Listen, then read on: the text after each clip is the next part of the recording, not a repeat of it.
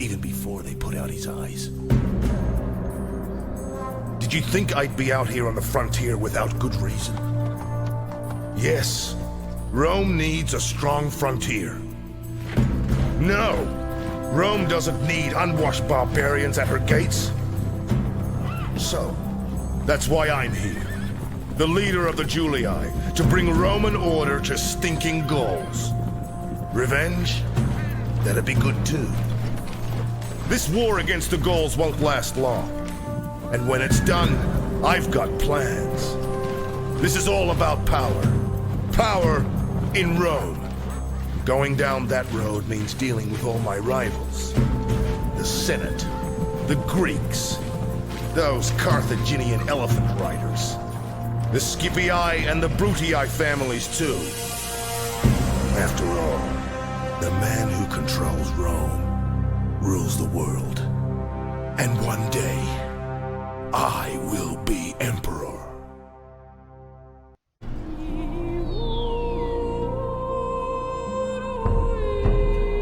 Before my grandfather's grandfather was born, this was our land. These are good places. Our gods live here, in the trees and rivers. They watch over us. We are happy. We hunt. We love. We have families, homes, a good life. But sometimes we must fight. The Romans disturb the gods. They burn the forests. They take what is ours, wives, children, land. And the Romans talk of how they will help us and protect us. They put us to sleep with golden promises. When we wake, all we had is gone, stolen. They take our sons and turn them into little Romans. Ha! So we fight to keep what is ours. What must stay ours. There can be no peace. No peace with Romans, men of stone and iron and lies. There can be only war.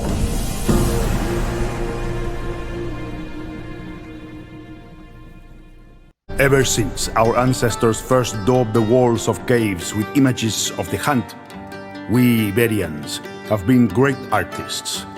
Silverware, pottery, sculpture, or textiles. There is no material in which we do not create beauty. Yet, there is one art above all, of which our tribes are masters without equal. War. From the fastness of our mountain homes, skirmishers ambush our foes. Across the fertile plains, our cavalry raid their heartlands. In the halls of the gods themselves, great champions proclaim their arrival.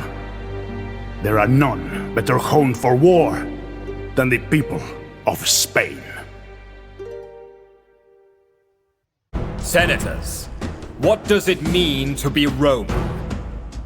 What makes us stand above all other peoples? Is it our bravery in the heat of battle? I say not. For the barbarian dares to attack us, knowing he will lose. Is it our piety, that we worship the true gods and earn their favor by our offerings? I say not. The Greeks too make great offerings to their gods, who are not so different to our own. Perhaps it is our worldliness, that we turn a profit in foreign lands. Again, I say not. Phoenician merchants are to be found in every port across the known world, and bring great wealth to Carthage. To be Roman is to exhibit all these qualities. Yet above all, it requires another: obedience. To submit to just laws is the supreme Roman virtue, through which each man's selfish actions are combined into a perfect, unmatchable whole. Senators, I, Cornelius Scipio, ask you today to support a war that will bring Roman rule to new lands, that their peoples might understand true virtue, and the wealth of our citizens increase. The Roman way, above all others, is supreme. It is our duty and our destiny to bring it to the world. Last night, I had a terrible dream. I saw Carthage in ruins. Our temples defiled, their treasures scattered over the sands. And the terrible cries of our women moved the gods to tears. My son, sit with me a while, that I might tell you of our city. For soon her safety will be entrusted to you. We Phoenicians are a civilized people. Ours is a peaceful way, the rule of law and the pursuit of commerce. As traders and settlers, we have brought wealth to many distant shores. Yet, in strengthening our colonies, we have stretched ourselves thin, and now, as I look out from our beloved Carthage, I see her surrounded by many dangers. The Celts and Iberians, thieving tribes who live to raid our rich towns. Bloodthirsty Numidians, unpredictable as the desert winds. The Greeks, so like ourselves, yet foreign in all their values. And worst of all, the black-hearted Romans, bane of all who encounter them. Study these peoples and their stratagems of war, my son. Be ready. Do not let this old man's dream come to pass.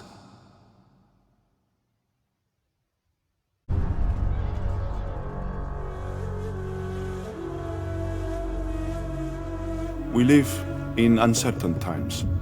Our Carthaginian neighbors court our favor as they gain strength under the formidable and ambitious Hannibal. In Iberia, never-ending wars amongst the tribes grow ever more bloody. To the east, the Ptolemaics eye our lands and seek to reclaim the glory of the pharaohs. And from the trembling lips of frightened sailors, word reaches us of a new and terrible empire, desperate for plunder and slaves, and raised on an army of blood-red soldiers. Yet, even at this dark hour, we have the strength to stand first amongst all powers. None but a Numidian could survive in our desert home, and all who would try to take it from us have perished. There is no hardship we cannot weather. Let the whole world be engulfed by the coming storm of war.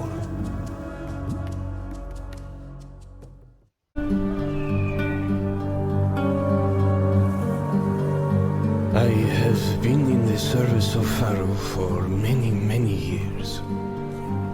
It is my task to write down all that is decided. My father did this before me, and his father before him. We have faithfully recorded and seen much. Pharaoh is our lord and master. He is Horus reborn, and will be Osiris in the afterlife. All of Egypt lives and dies by his divine wish. And this is as it should be. We are his children. Pharaoh loves us all. We would conquer the world so that all can know his wise rule. Even if Pharaoh did not ask this, we would do it. His enemies will be struck down. Night and darkness will take them. The sands will be stained red. All this will come to pass, for Pharaoh has decreed it. So it is written. So shall it be.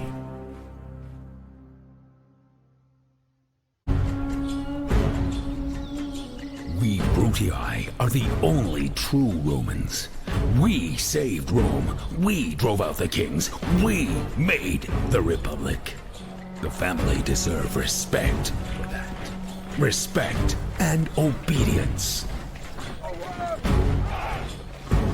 We know what is best for Rome. New lands, living space, territory, slaves. I know what must be done.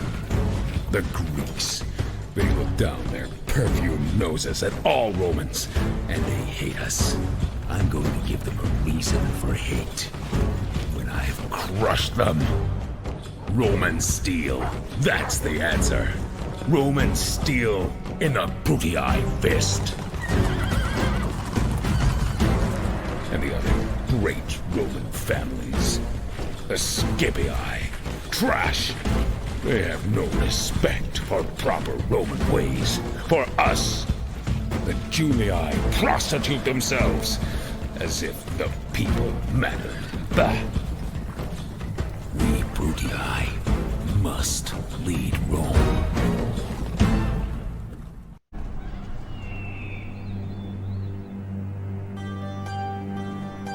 The Greeks could rule the world. Alexander did. He took a Greek army to the far Indus. There was nothing left to conquer. The world was his. But Alexander is dead. His empire is gone. And so we live in evil days. The free men of Greece have turned on each other instead of their proper enemies. Those who envy all that Greeks have done. Alexander must weep if the dead weep. I would weep in his place, but I would also hope. The world turns. What was may come again. The fates still spin the web of men's lives. So now, perhaps the gods wish Greeks to be great again.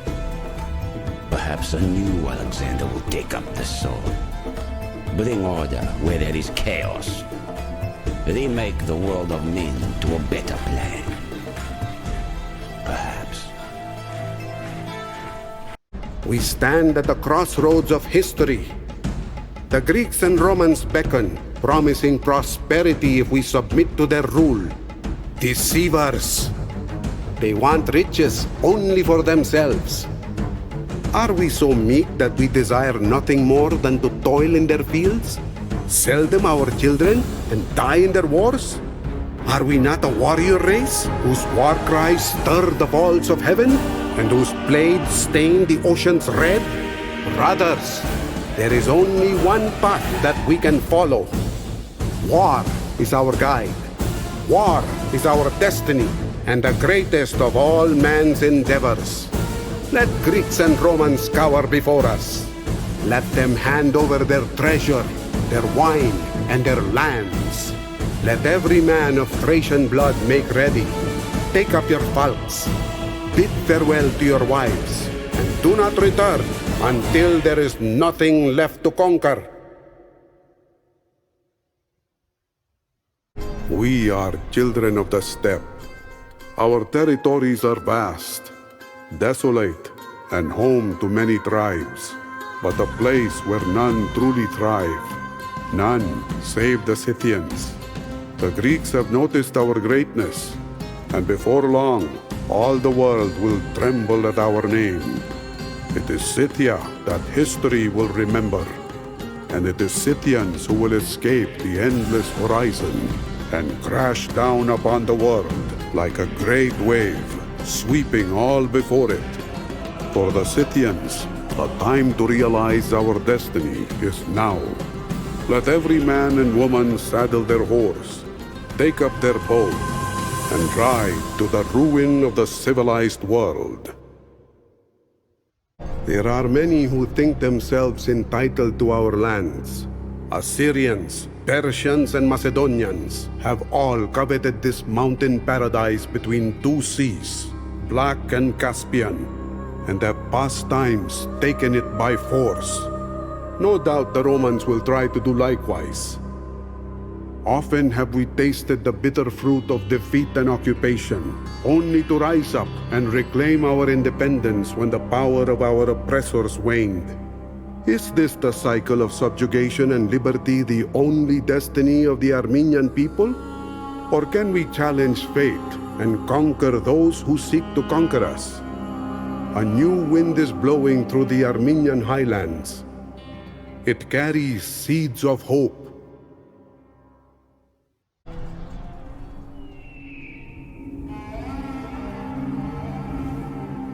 The desert is ours. It is my home. Invaders come here, but they do not leave. They do not understand the desert. They do not understand how it gives life, or how it kills. So they die, and we grow stronger. The dead, now the dead, cannot pass on their newfound wisdom. So invaders keep coming, keep trying to take our lands and our wealth. But then wealth flows through this land. And if our people have one failing, it is the love of wealth. It is sweeter than water. It is more powerful than the sword. For any sword can be turned aside with a gold coin. Gold will buy 1,000 warriors. And 1,000 warriors, why, they are the start of an empire.